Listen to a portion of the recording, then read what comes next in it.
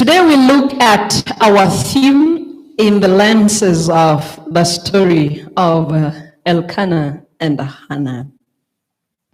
Elkanah is a Levite of Mount Ephraim and was a man of wealth and influence, and one who loved and feared the Lord. These are the kind of men we like. Men who have wealth, they have means, they have influence, just like Job, but still can fear the Lord. His wife Hannah was a woman of fervent piety. Many times we have preached Hannah like, pray like Hannah prayed in the temple and the Lord will bless you. We want to think that that is the first time that Hannah actually had connection with God. No. Hannah was a woman of fervent piety.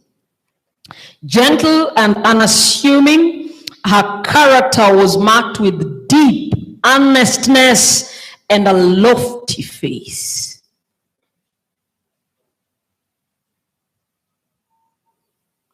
And that is the kind of life we want to live. Because we cannot turn God into a spanner boy, that we only look for him when we need something. He can't. When we're in tough situations, we are serious Christians. The minute he blesses us, we cease Christianity. This couple was denied the blessing of a child they didn't have, and the desire to perpetuate his name led Elkanah, as it had led many others in his time, to contract a second marriage.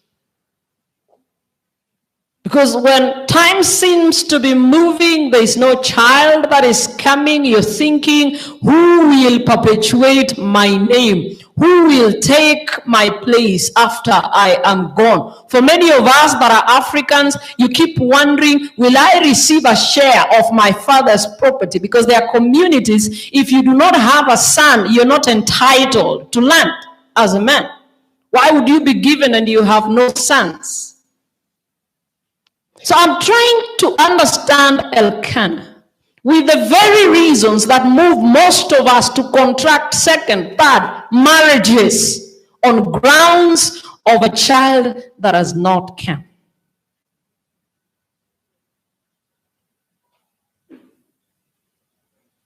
You see, Elkanah were dealing with the fact that they had nil children. Some of us are still crying because we have girls only. Man will never be satisfied. There's someone who just wants one. But there's one who has four. But the problem is they are girls.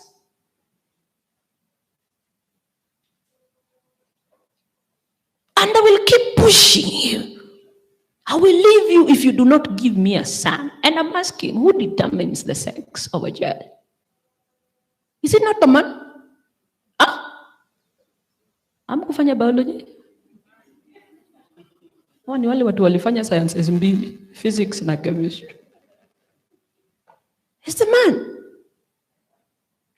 Because we don't carry any Y chromosomes. It's the men that carry the Y and X chromosome. Depending on the bullet you shoot, that is a result of the child.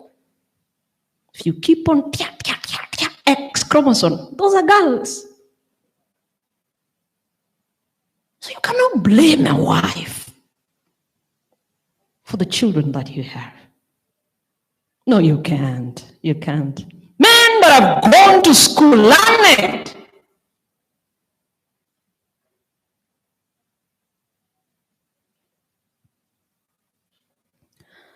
It was a step that was prompted by a lack of faith, and it did not bring happiness. Never.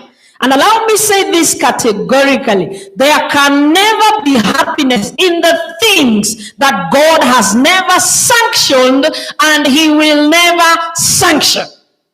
No happiness. And at times we think when we do those things, we will have some level of happiness. In fact, it becomes worse. Those that decided to marry second wives, third wives, you're in a polygamous setup. Tell me if you're happy today. Those of us that have been born in a polygamous setup, tell me if we are happy in those homes. It's sibling rivalry. There are those that are interested in witchcraft, chasing each other like nothing. Why is daddy not coming to our home as frequent as he goes to the other home? There is no happiness in the things that God didn't sanction. You can never find happiness in any form of sexual immorality, be it homosexuality. You can't.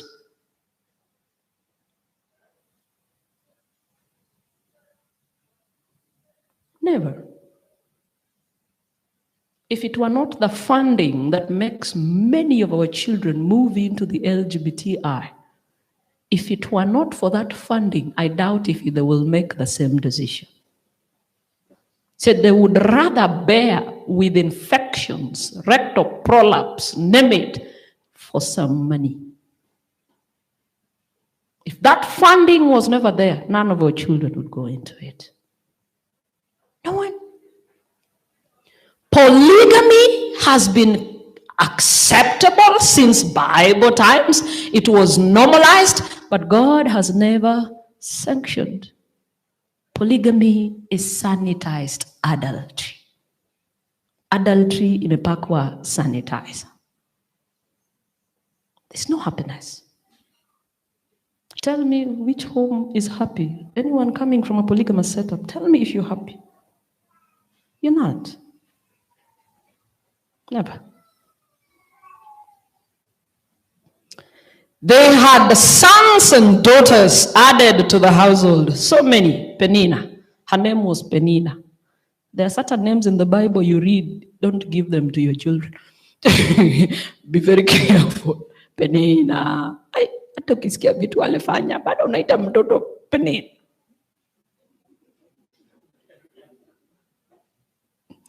So Penina brought sons and daughters that were added to the household, but the joy and the beauty of God's sacred institution had been marred, and the peace of the family was. Because Penina always looked at Hannah as one who had been punished by God for something that she had done. And she felt she was the one who was highly favored simply because she had children.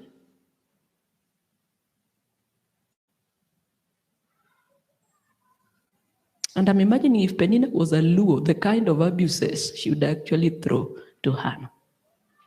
Wameshikana na mama ya Elkana. Werikode, macho to. I'm imagining the kind of abuses Penina would throw at Hannah. Because she provoked her every single day. And I'm imagining every family decision they made. I'm thinking, Penina would say, you need to consider that we are many on this other side. The other side, there are no children.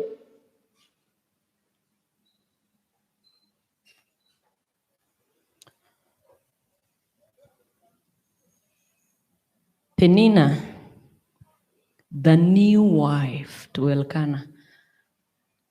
Let me make this very clear. In terms of the story of the Bible, Penina was the second wife. But biblically, I call her a strange woman. The Bible calls such women strange women. In terms of the story, she's called a wife. Because there's that cultural setup and understanding that when a man contracts a second marriage, those people become their wives. They are not wives.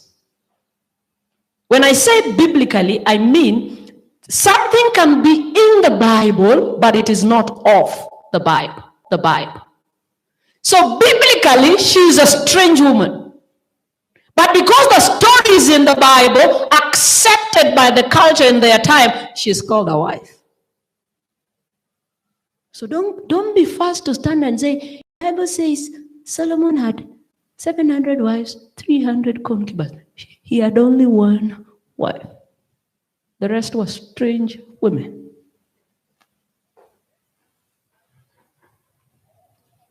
I have a good friend of mine. Let me digress.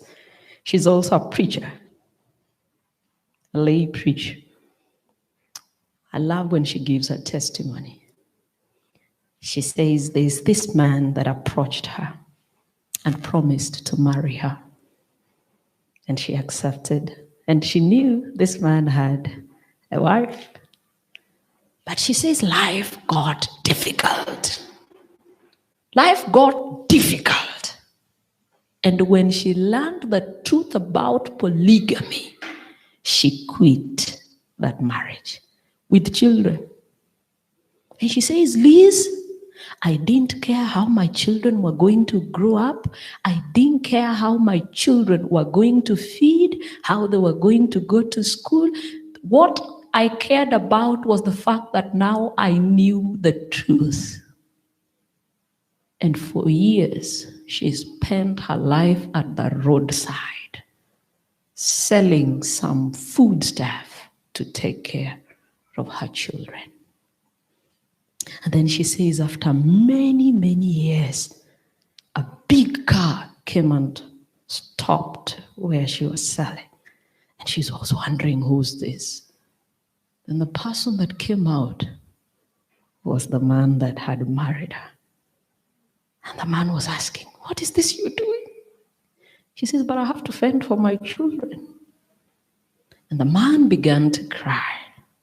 And the man said, my wife died many years. My children sat me down and told me, Daddy, you cannot continue living like this because we are also not around. Why can't you marry? And he asked them, which wife? And they said, go bring the woman that left us. And that's how she was married legally. So when she meets you, she'll tell you, don't get worried about your age when it comes to marriage. I wedded at 52. She's preaching to singles. Don't worry, I got married at 52. Today they're in that marriage, and I believe God accepts it. I believe so. I believe it. She's a preacher, a good one. You love her sermons.